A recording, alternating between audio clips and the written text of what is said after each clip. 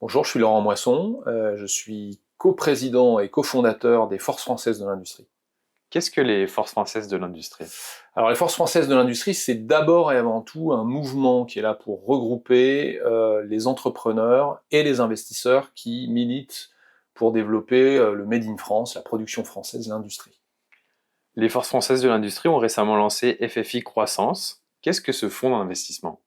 Alors FFI Croissance, c'est, on va dire, le bras armé du mouvement dont je viens de vous parler, qui est là pour regrouper les forces vives, pour regrouper tous ces entrepreneurs qui parfois se sentent un petit peu seuls.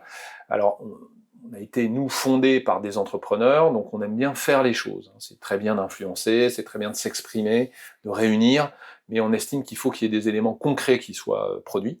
Donc on a lancé deux choses concrètes. D'abord un accélérateur, c'est-à-dire une capacité à aller chercher dans notre communauté d'entrepreneurs et d'experts et de financiers également, des gens qui sont capables d'assister les entreprises qui souhaitent croître. Et enfin, il faut aussi du fuel, il faut aussi de l'énergie qui va permettre aux entreprises de financer leur croissance. Donc pour ça, il faut aller chercher de l'argent. On a commencé par réunir une communauté d'investisseurs, comme je vous le disais.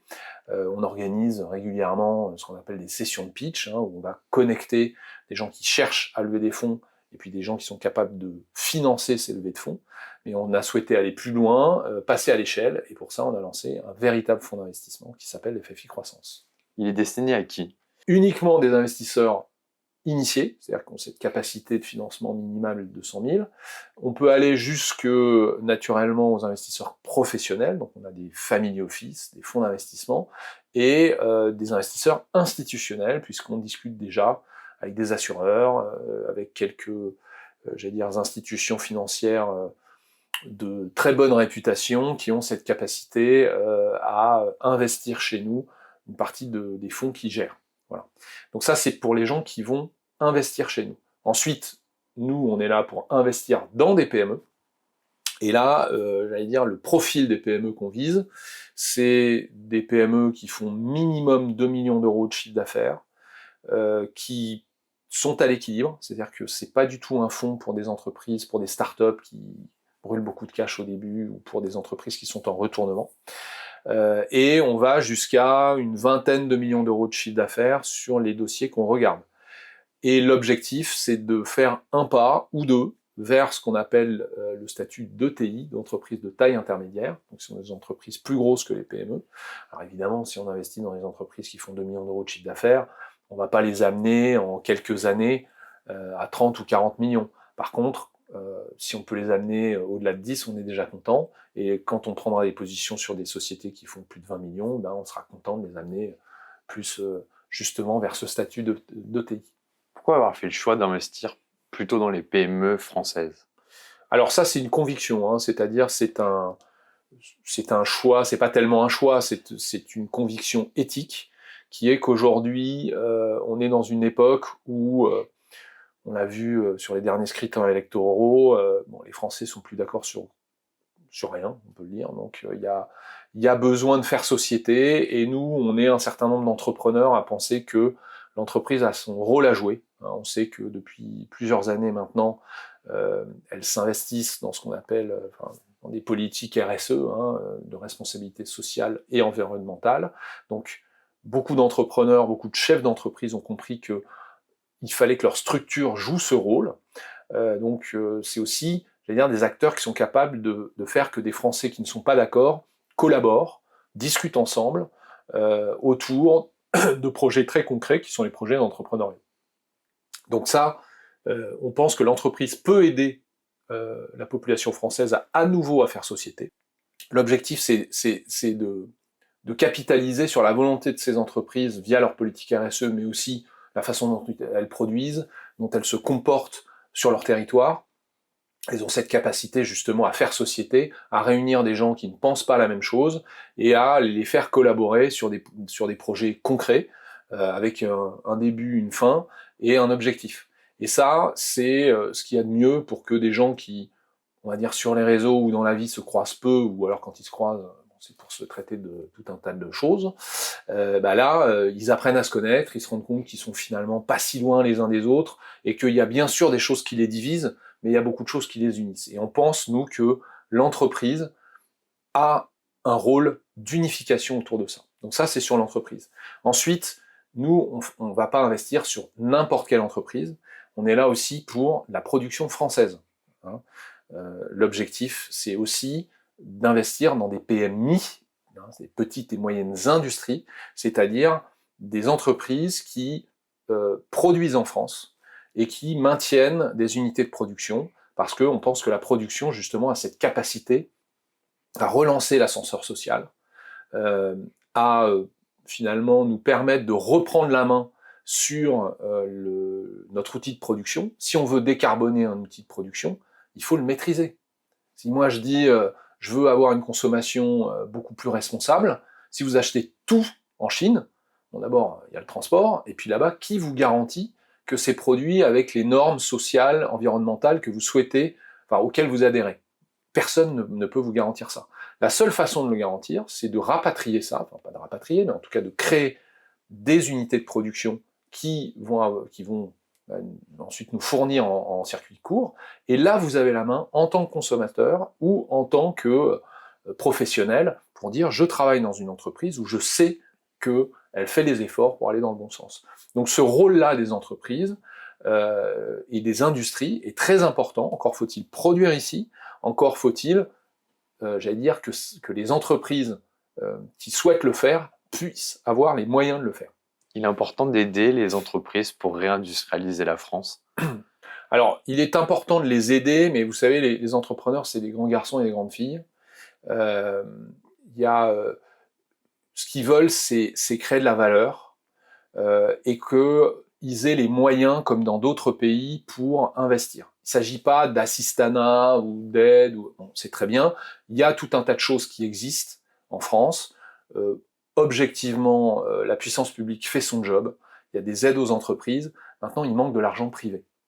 Il faut que nous, Français, on se dise, surtout si on est affecté par les débats publics, où on se dit, oh là là, ce pays s'extrémise dans tous les sens, oh là là, les gens ne se parlent plus, oh là là, oh là là. C'est très bien de s'indigner et d'avoir peur, mais pour lutter contre ça, il faut donner des perspectives aux gens. Et les perspectives, par le travail, c'est possible, par l'entreprise, c'est possible. Donc si on est plusieurs, plutôt que mettre de l'argent uniquement dans l'immobilier, on a une épargne qui est absolument colossale en France. Elle est considérable. On est le deuxième pays qui épargne le plus par tête d'habitant, après le Japon. Donc cette épargne, on le met dans l'immobilier ou sur des comptes qui rapportent peu, avec peu de risques. Un petit peu sur les marchés financiers, mais très peu dans les entreprises, j'allais dire, de la vie réelle. Eh ben, nous, on est là pour dire, drainons une partie, toute petite partie de cette épargne vers les entreprises, et vous allez voir qu'elles pourront embaucher plus, mieux former, mieux payer, plus innover, être plus responsables en transformant leurs outils de production. Et ça, c'est dans nos mains. Hein, c'est dans les mains de notre épargne et de notre consommation. Donc voilà pourquoi on fait ça. Quelles sont vos ambitions à court et moyen terme? Alors nos ambitions, c'est d'abord de lever 50 millions d'euros. On peut aller plus loin, hein, on peut aller jusqu'à 150 millions d'euros, mais 50, ça sera déjà très bien. Pour l'instant, les premiers retours qu'on a sur la souscription, c'est qu'elle est très bien reçue, hein, c'est-à-dire que la thématique est plutôt partagée par beaucoup d'investisseurs, et que tout le monde se dit, voilà, il faut faire quelque chose, et ce véhicule est un bon moyen de le faire, puisque finalement, il n'y a pas beaucoup de véhicules comme le nôtre. Donc on pense que ça peut aller assez vite avec un premier closing qu'on aimerait d'ici la fin de l'année autour de 20 millions. Il est fait pour durer, ce fonds? Alors ce fonds, il est fait pour durer, tout à fait. Alors il a une durée de vie assez classique, puisque là aussi, il faut qu'on rentre dans les cases de l'exercice. Hein. Donc c'est un fonds qui va durer 10 ans, plus 2 à la fin, donc ça peut aller jusqu'à 12. Mais ce fonds est appelé, si jamais il rencontre, on va dire, son public, à faire des petits, voire des gros. C'est-à-dire, vous savez, généralement, quand une première thématique fonctionne et que on démontre aussi qu'on est capable de le faire et qu'on a des performances, eh ben, on peut en faire un deuxième, un troisième. Mais bon, Nous, on pense qu'aujourd'hui, c'est l'heure d'armer le Made in France, ce mouvement qui est un mouvement citoyen, éthique, très puissant, de l'armer avec des véhicules de financement. Donc on lance ce premier-là, mais on souhaite qu'il y en ait beaucoup d'autres derrière. Sur la durée de vie de 10-12 ans d'un fonds, combien de PME comptez-vous accompagner? Alors, on est sur un fonds à 50 millions, on souhaite avoir une vingtaine d'entreprises accompagnées, y aller de façon très progressive, hein, c'est-à-dire que au début on mettra de l'argent avec modération, mais par contre on souhaite les accompagner dans leurs différentes levées de fonds sur la durée, et surtout si, bien entendu, elles nous rassurent et qu'elles démontrent. Hein, puisque même si on a, nous, un enjeu et une thématique qui est très éthique, citoyenne, l'idée c'est aussi de démontrer qu'on peut gagner de l'argent en investissant dans le Made in France. Hein. Donc il faut un retour sur nos investissements pour ceux qui nous font confiance. Comment vous choisissez les PME à accompagner? Alors d'abord, on a une grande chance, enfin c'est pas une chance, c'est qu'on l'a fait exprès en fait, c'est d'avoir créé ce véhicule d'investissement, FFI Croissance, derrière le mouvement des forces françaises de l'industrie, qui aujourd'hui est un mouvement majeur, qui a énormément d'audience, et le simple fait d'avoir annoncé le lancement de ce fonds, et puis d'en donner quelques nouvelles de temps en temps sur nos réseaux, fait qu'on a beaucoup de dossiers qui arrivent.